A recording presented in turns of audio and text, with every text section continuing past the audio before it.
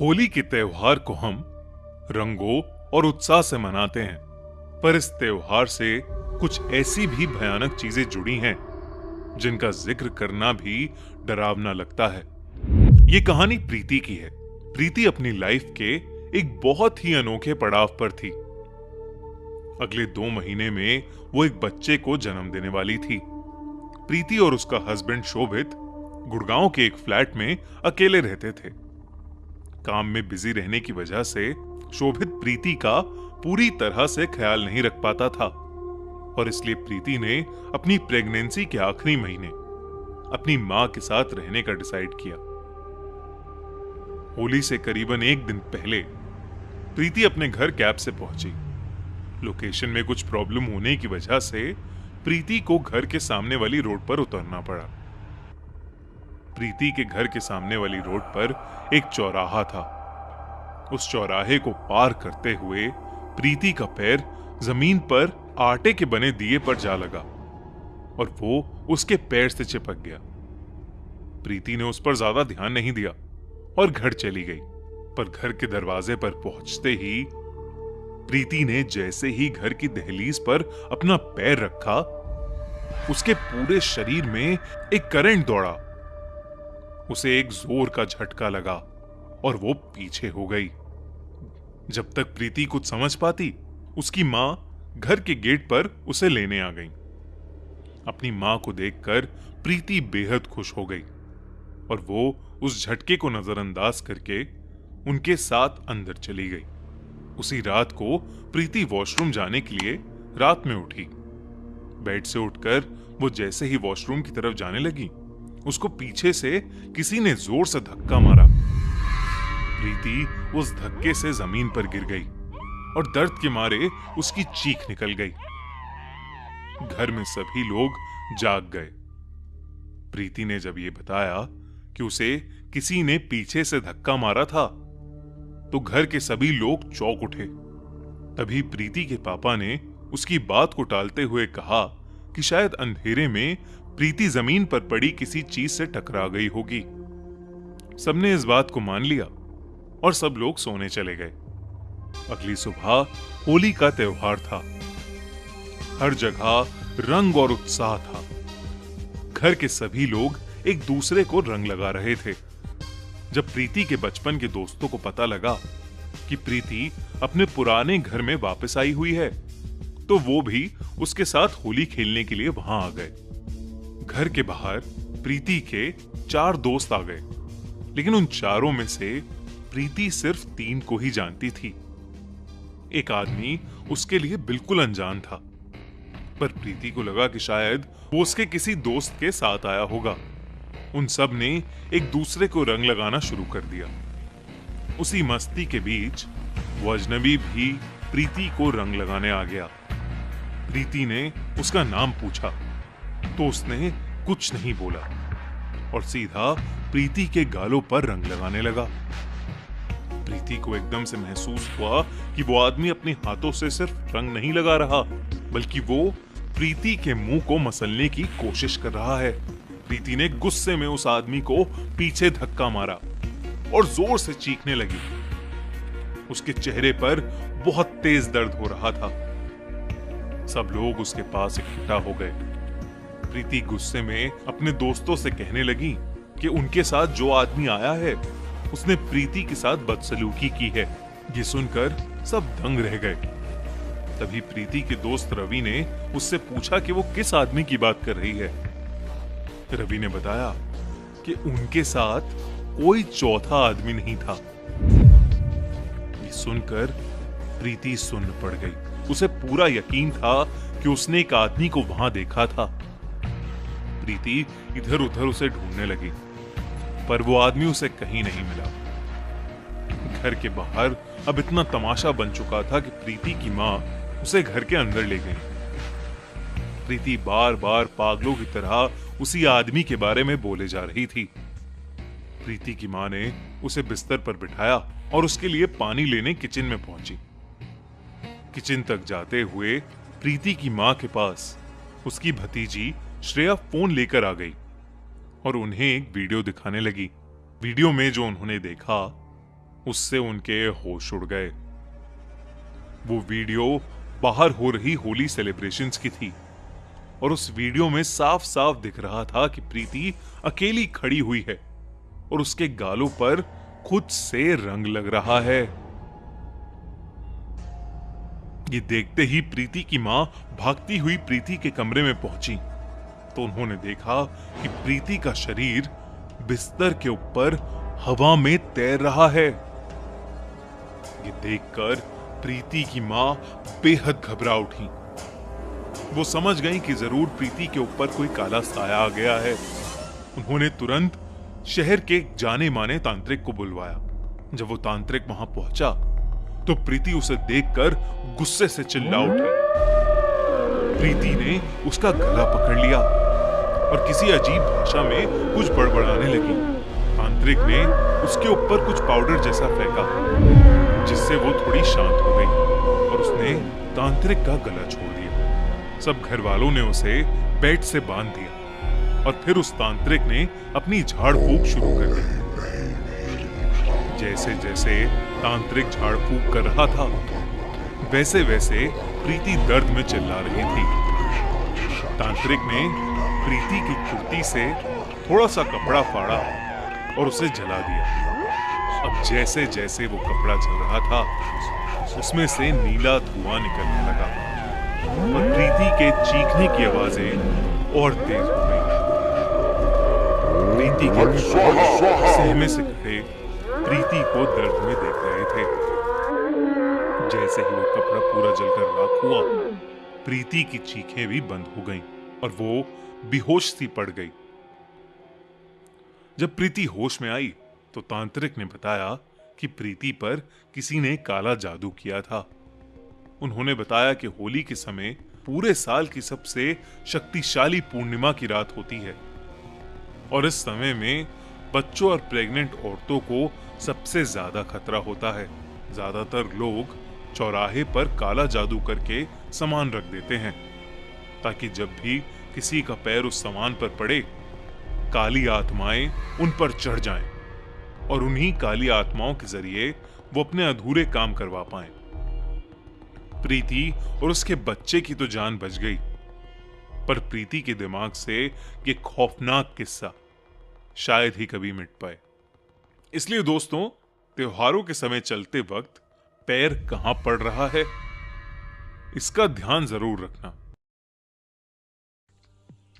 India में होली एक खुशियों का त्योहार है जहां सब लोग अपने दोस्तों और रिश्तेदारों को रंग लगाकर एक दूसरे की खुशियां सेलिब्रेट करते हैं।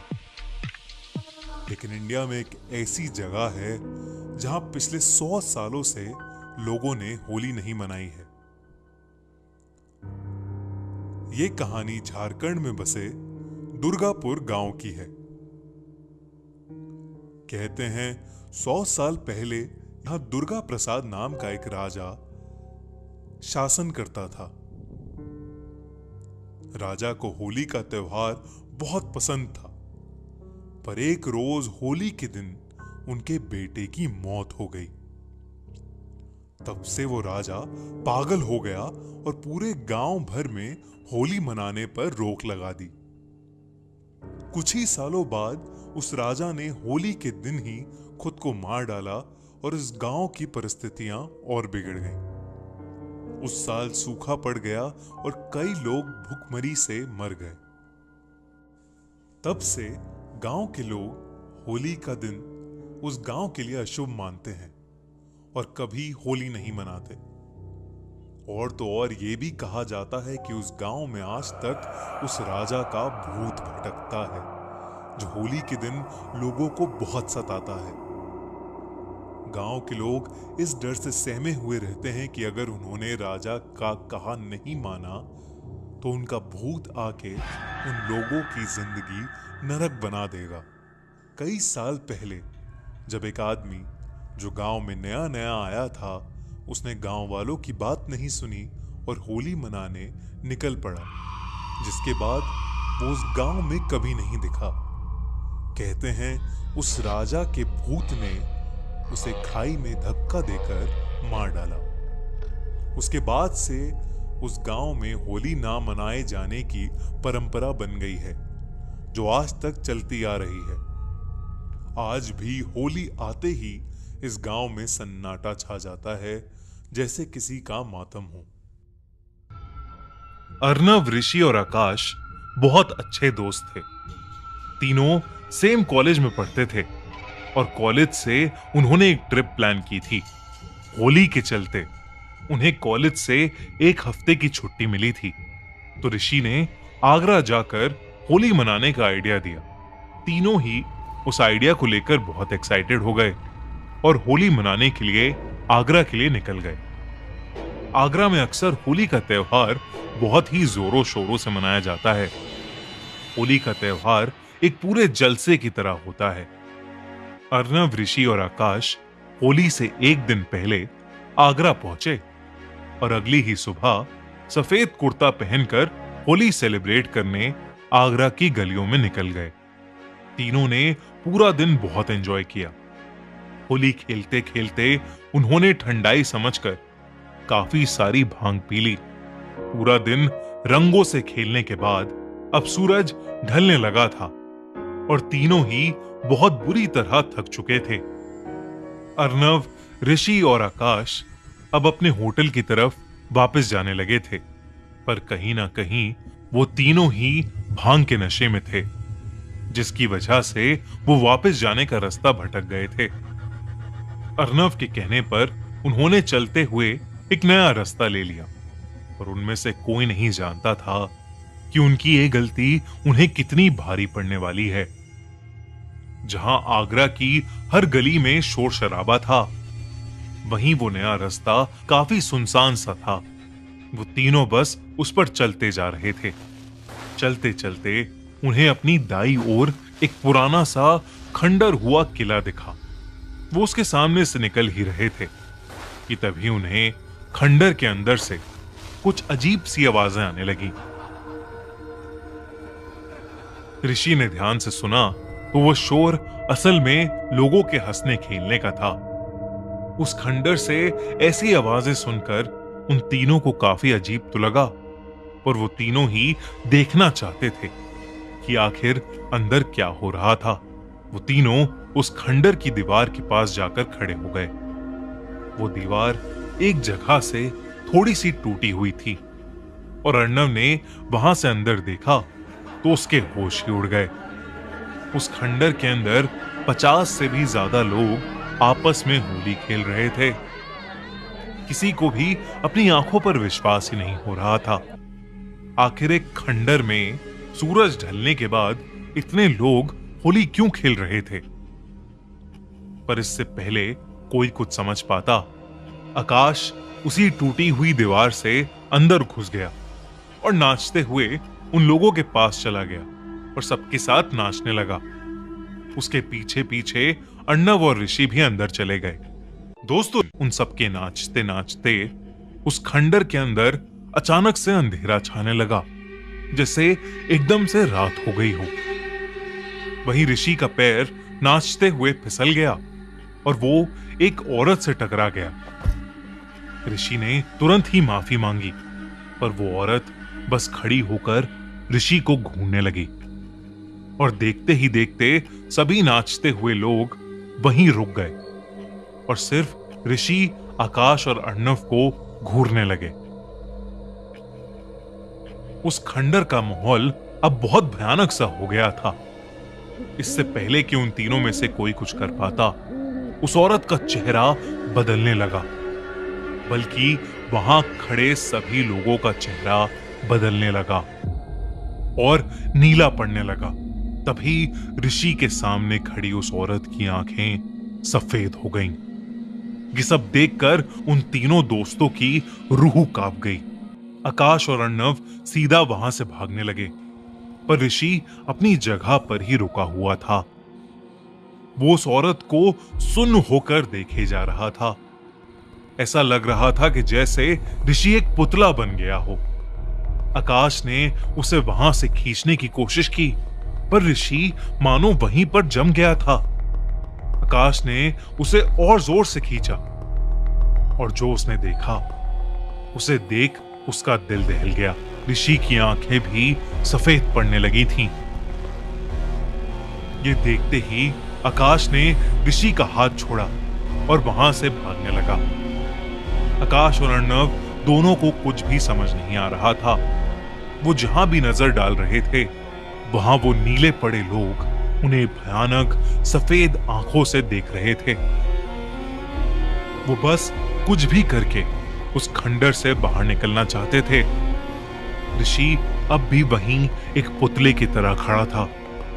अर्णव ने देखा कि जिस दीवार से वो अंदर आए थे वहीं बाहर जाने का एक लौता रास्ता था, तो वो उसकी तरफ जाने का रास्ता ढूंढने लगा।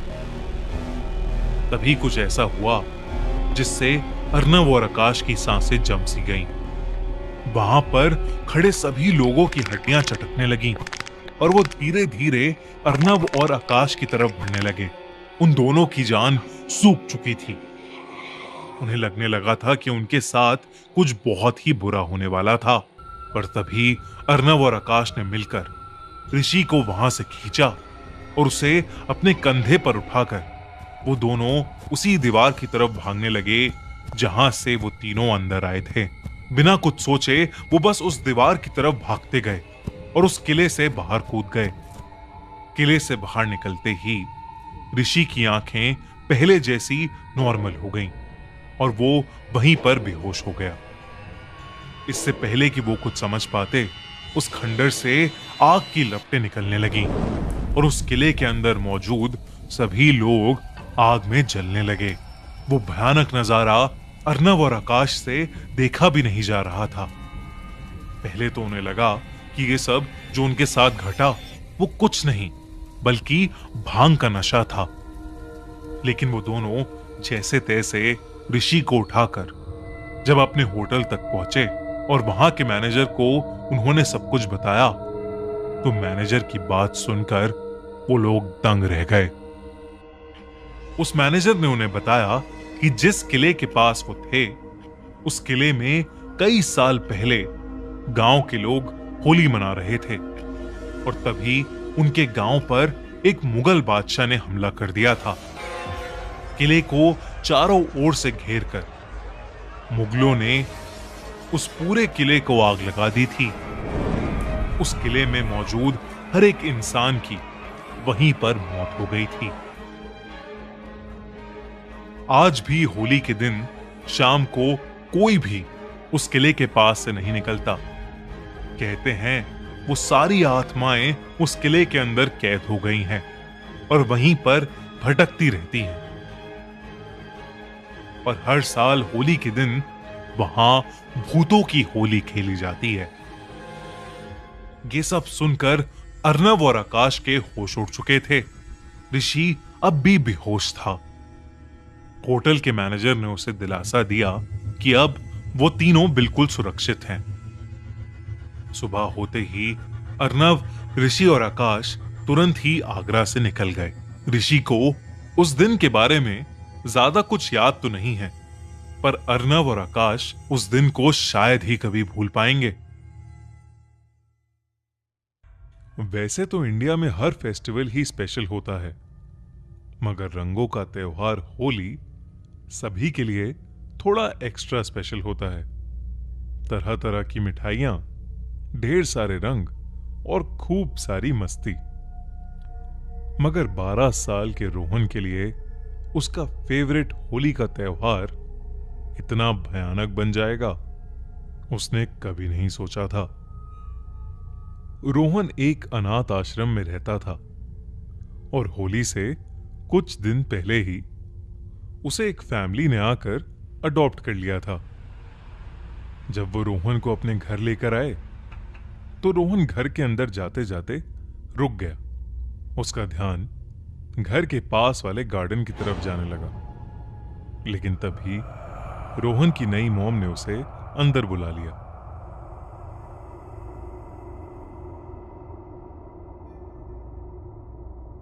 वो फैमिली रोहन का बहुत अच्छे से ध्यान रखने लगी। सभी उसे बहुत प्यार करते थे, मगर सबसे ज्यादा रोहन को उसकी दादी प्यार करती थीं। मगर उस घर में एक अजीब सी बात थी। रोहन पूरे घर में फ्री होकर घूम सकता था, पर उसे सेकंड फ्लोर पर जाने की परमिशन नहीं थी। रोहन अक्सर सेकंड फ्लोर की तरफ ही देखता रहता, लेकिन जब भी वो ऊपर आने की कोशिश करता, उसकी दादी उसे आकर रोक लेती। होली से एक रात पहले जब रोहन अपने कमरे में जा रहा था, तब वो अचानक ही स्टेयरकेस के पास रुका और सेकंड फ्लोर की तरफ देखने लगा। घर में सब सो चुके थे और इसलिए वो चुपके से सेकंड फ्लोर पर चला गया। उस फ्लोर पर एक कमरा था जिसके दरवाजे पर एक लाल रंग का ताला लगा हुआ था। रोहन ने जैसे ही उस ताले को तोड़ने की कोशिश की, तभी उस दरवाजे पर किसी ने अंदर से नॉक किया। उसके बाद जो उसने देखा, उसके होश उड़ गए। उसके पास में एक बच्चा खड़ा था। उस बच्चे का नीला रंग था और आंखें पूरी तरह सफेद थीं। वो रोहन को देखकर जोर से चिल्लाया और रोहन के अंदर घुस गया। रोहन वहीं बुरी तरह तड़पने लगा और उसे अजीब से दौरे पड़ने लगे, और तभी उसकी आवाज सुनकर उसके मम्मी पापा ऊपर आ गए। उन्होंने उसे उठाकर उसके कमरे में सुला दिया। अगली सुबह होली थी, मगर रोहन का शरीर बुरी तरह बुखार में तप रहा था। रोहन की दादी काढ़ा बनाकर जैसे ही उसके कमरे में गई, वैसे ही रोहन नींद से उठ गया और उन्हें देखकर जोर से चिल्लाने लगा। उसका मुंह उस लड़के की तरह नीला पड़ने लगा और उसकी आंखें सफेद हो गईं। तभी उसकी दादी डर कर सेकंड फ्लोर की तरफ भागी और वो देखकर हैरान हो गईं कि ऊपर वाले कमरे का दरवाजा खुला हुआ है। रोहन भी अजीब सी आवाजें निकालते हुए दादी के पीछे पीछे ऊपर चला गया। रोहन की आवाजें सुनकर उसके मॉम और डैड ऊपर आए, पर जो उन्होंने देखा वो देखकर वो सुन पड़ गए। रोहन जमीन पर गिरा पड़ा था और उसे दौरे पड़ रहे थे, और रोहन के बगल में रोहन की दादी मरी पड़ी थी। रोहन के मॉम डैड को कुछ समझ नहीं आया कि सेकंड फ्लोर पर आखिर क्या हुआ है। जब कुछ देर बाद रोहन अपने सेंसेस में वापस आया, उसने सबको बताया कि उसे उनके घर में एक बच्चे की आत्मा दिखती थी। सबसे पहले दिन जब वो घर आया था तो वो उसे गार्डन में दिखा और फिर अक्सर सेकंड फ्लोर पर दिखता था। वो बच्चा बार बार रोहन को ऊपर खेलने के लिए बुलाता था। कल रात भी वो उससे बात करने के लिए उसके शरीर में घुसा और उसने बताया कि उसकी दादी शैतान की पूजा करती थी और उन्होंने उसको होली के दिन मार डाला था, और वो अब रोहन के जरिए अपना बदला लेने आया है। ये सब सुनकर रोहन के मम्मी पापा शॉक्ड थे, क्योंकि वो बच्चा जिसकी रोहन बात कर रहा था वो और कोई नहीं बल्कि रोहन के मम्मी पापा का पहला बेटा था, जो अचानक 5 साल पहले होली के दिन गायब हो गया था। उन्होंने उस दिन के बाद अपने घर में अपने पहले बेटे की आत्मा की शांति के लिए हवन कराया, और फिर वो रोहन को लेकर हमेशा हमेशा के लिए उस घर से कहीं दूर चले गए। मगर आज तक रोहन उस भयानक होली को भूल नहीं पाया है। एंड सभी को हमारी तरफ से अ वेरी हैप्पी होली।